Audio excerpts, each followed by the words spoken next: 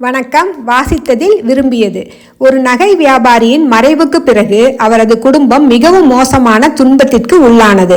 சாப்பிடுவதற்கும் கூட போதுமான அளவுக்கு பணம் இல்லாத நிலைமையை அடைந்து விட்டார்கள். ஒரு நாள் அந்த நகை வியாபாரியின் மனைவி தன் மகனை அழைத்து ஒரு நீலக்கல் பதித்த நெக்லஸை அவனது கையில் கொடுத்து கூறினாள், மகனே, இதை எடுத்துக்கொண்டு உன் மாமாவின் கடைக்கு செல்.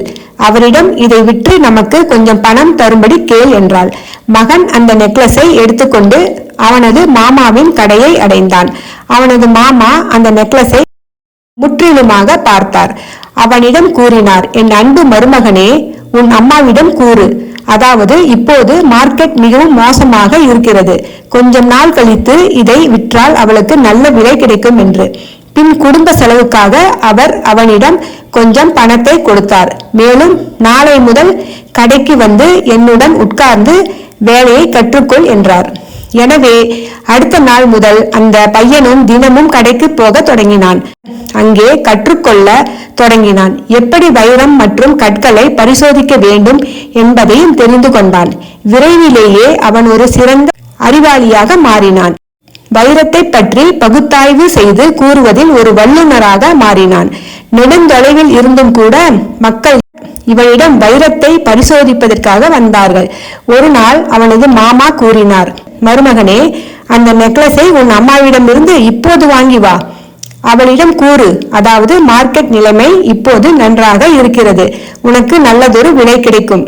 அவன் அம்மாவிடம் இருந்து நெக்லஸை பெற்றவுடன் அந்த வாலிபன் அவனாகவே அதனை பரிசோதித்தான்.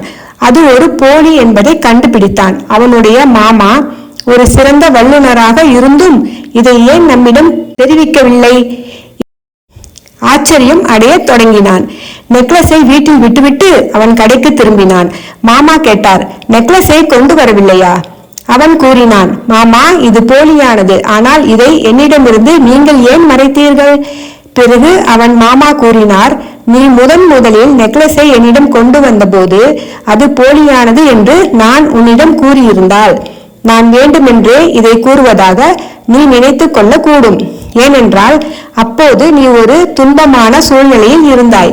இன்று நீயாகவே இதை பற்றிய அறிவை பெற்றிருப்பதால் இந்த நெக்லஸ் உண்மையிலேயே போலியானது என்பதை நீ உறுதியாக அறிந்திருப்பாய்.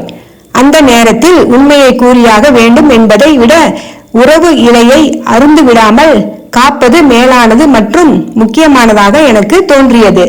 எந்தவித பட்டறிவும் இல்லாமல் நாம் இந்த உலகில் பார்ப்பது, நினைப்பது, தெரிந்து கொள்வது எல்லாமே தவறு என்று கூறுகின்றோம். தவறான புரிதல்களால் நம்முடைய உறவு முறைக்கு பெரும் பாதிப்பை உண்டாக்குகிறது.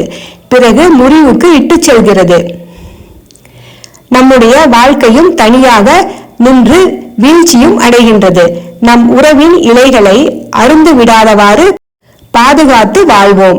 நன்றி.